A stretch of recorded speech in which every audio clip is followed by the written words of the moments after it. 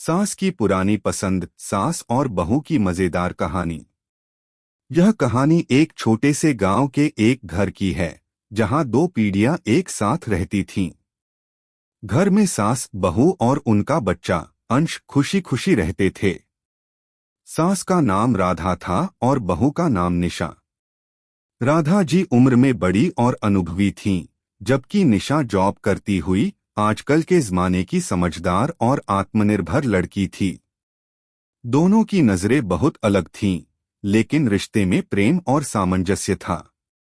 अगर आप अपनी माँ से प्यार करते हो और उनको हमेशा खुश देखना चाहते हो तो चैनल को सब्सक्राइब करो, लाइक करो, हर हर महादेव कमेंट करो। बहुत ही जल्द आपको खुशखबरी मिलेगी। प्लीज वीडियो को लास्ट तक जरूर देखें। अब आगे सुने। एक दिन राधा जी अपनी बहू निशा से बातें करते हुए अपने पुराने समय की यादों में खो गईं। राधा जी ने निशा से कहा, तुम्हें पता है निशा, मैं जब तुम्हारी उम्र की थी तब मेरी पसंद बहुत अलग थी। मुझे तो वह समय बहुत अच्छा लगता था। हम लोग उन दिनों बहुत साधारण चीजों से खुश रहते थे। निशा हंसते हुए बोली, क्यों मम्मी जी, आजकल क्या हम लोग खुश नहीं रहते? राधा जी मुस्कुराते हुए बोली, नहीं नहीं बेटा, अब तो सब कुछ बदल गया है। पुराने माने में जो छोटी छोटी चीजें हमें खुश कर देती थीं, वो अब किसी को समझ नहीं आता। निशा की उत्सुकता बढ़ी और उसने पूछा, मम्मी जी आप बताइए न, वो क्या चीजें थीं जो आपको खुश कर देती थीं?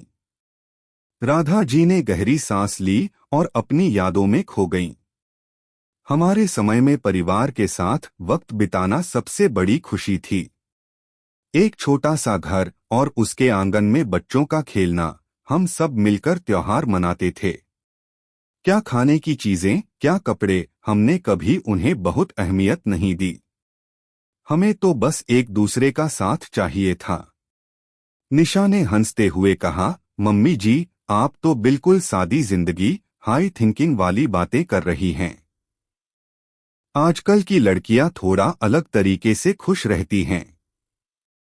अब हम एक दूसरे का साथ तो चाहते ही हैं, लेकिन थोड़ी सी मस्ती, आराम और खुद के लिए वक्त भी तो चाहिए। राधा जी ने मजाक करते हुए कहा, क्या तुम अब इतनी ज्यादा मस्त रहना चाहती हो?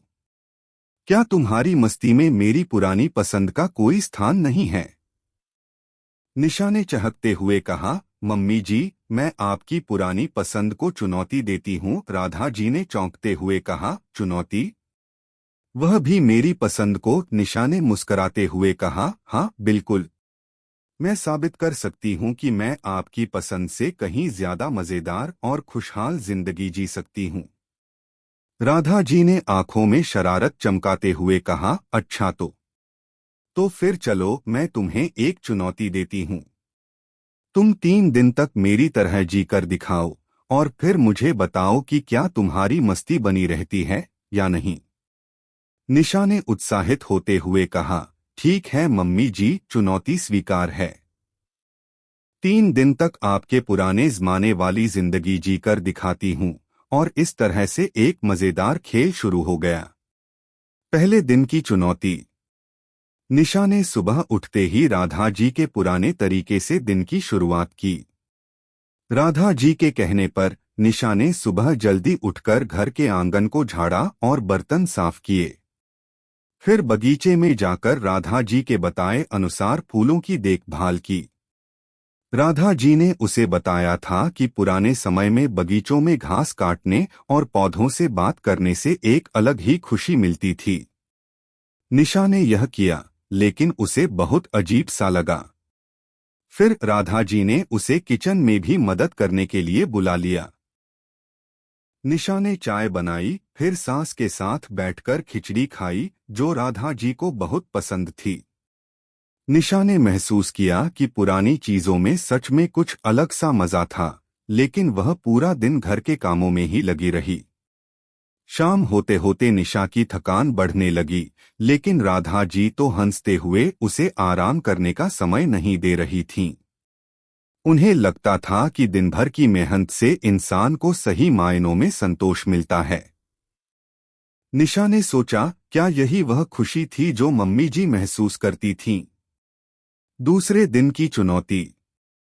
दूसरे दिन निशा ने राधा जी की पसंद के हिसाब से घर के काम करने के बाद दोपहर में खेतों में जाने का निर्णय लिया।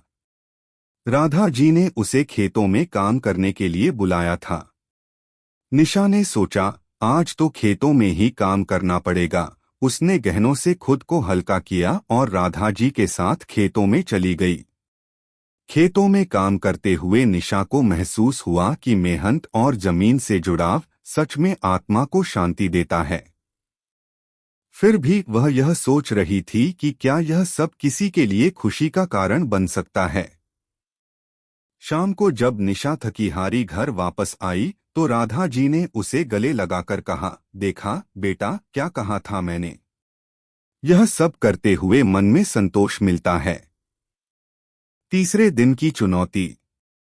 तीसरे दिन निशा ने राधा जी की पसंद के अनुरूप एक और दिन बिताया, लेकिन इस बार वह खुद में भी बदलाव महसूस कर रही थी।